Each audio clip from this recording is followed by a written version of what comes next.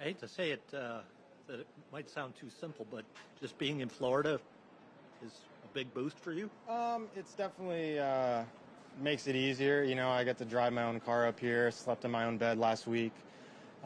Place I've played, many times. So, there's many years in the past where I've skipped a couple of those West Coast swing events, and this year, being in the elevated events, you don't have that opportunity. So, yeah, it's just nice to be in Florida. I love it. I heard you say that this might be one of the top 3 rounds you've ever played Yeah. on this PGA Tour. What made this one so good, and then what would you compare it to? If I had to compare it, it'd probably be the 18 U.S. Open. I shot, 3 or 4 under at Shinnecock on Saturday and went from 60th to tied for the lead. So it has that U.S. Open kind of feel to it. I think the course is just going to get tougher as the week goes on. The greens are going to get firmer.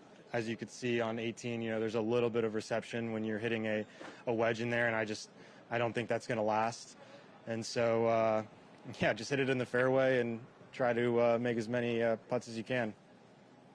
Daniel, the west to east thing, does it help too when you've had one Florida event under your belt after spending all that time out west and kind of get you a little bit more prepared for the next Florida event? Yeah, I think the biggest thing for me is just getting into a bit of a rhythm. I missed all of the fall. I broke my finger at the BMW, and so I took basically 4 months off. And then when you come back, you're just kind of getting back into the flow of things and getting into your routine. And I've really played not really that poorly and just haven't had the results. And so you just kind of keep doing the same things and good things will come. So that's kind of where I feel like I'm at. Which finger did you break and how'd you do it? It was the right, whatever that finger is, ring finger.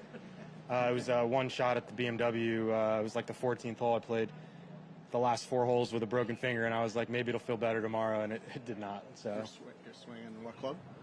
it was like a 7-iron. I don't know. It's Like a rooter? kind of, I don't know what happened, but it was definitely broken. How long did you go without swinging a club? That was 2.5, 3 months. I was in a splint for 2 months, and then, it's just one of those things, like the finger that I broke and where I broke it, it actually ended up being more of a pain in the butt than I thought it was going to be. I thought it would just be like 4 or 5 weeks, and it turned out to be 3 months. So it's just the way it goes, I guess. Is it in a place where the club, like the impacts your finger? I definitely think about it some, like if I'm having a similar style shot to the shot that I did it on, or if there's a root, my caddy's the first one to say, we're not taking this on, or I don't really think about it like in terms of I'm going to hurt myself now, but there's definitely situations where the last month or two where I've been like, all right, let's just pitch this one back in the fairway and keep going. Daniel, that being said, you've had a 3-4 year stretch, whatever it's been with these injuries, and obviously the other was more serious. How do you take that on mentally? You just recover from one and say, I'm done with it. And it's hard. You got to live your life. You got to do things that you enjoy. I enjoy playing tennis. I enjoy, going on the boat, doing things. You can't live in a bubble and try to protect yourself so much. Things are going to happen in life, and so you just kind of roll with it and deal with it. And unfortunately, it just felt like they kind of stacked up a bunch in a row. But it's life. It is what it is.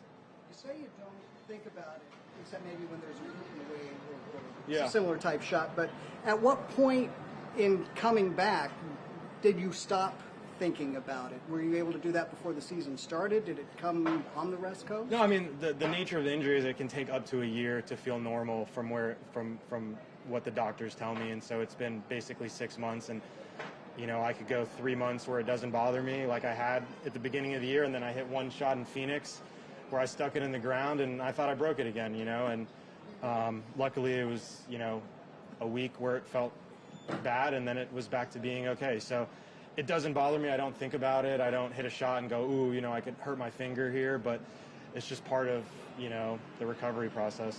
Did you feel a round like this coming? I've been playing well, it's just like one shot here, one shot there that kind of doesn't go your way. And like even last week I played pretty well and just didn't quite score the way I wanted to. And really it's just freeing it up and enjoying it and coming out here and just, doing what you love to do and not thinking about the results and just sticking to the process that works for yourself. What made you switch to left-hand low? Oh, I've been doing that for about 6 months, but started working with a new putting coach, and conventional wasn't working, so switched it up. One coach. Phil Kenyon. Oh, yeah, he's pretty good.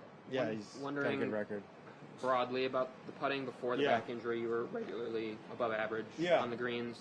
Since coming back, been a little shakier. Just for sure. Wondering what you've kind of seen since coming back that has led to that. Well, I think anytime you take an extended period of time off, it's just difficult. You know, it's players get better, and you're sitting on the sidelines, and you have to ramp yourself back up and get back into those competitive environments. And so that took me a little bit of time, and then I spent some time working on some technical stuff, which, you know, like a swing change, a putting change is the same thing. You have to do it enough times repetitively to feel confident, and so that was part of the process. And like I said, I've had good putting weeks. It's just been putting it together for 4 days consistently, and so it's really nothing different than I've been doing.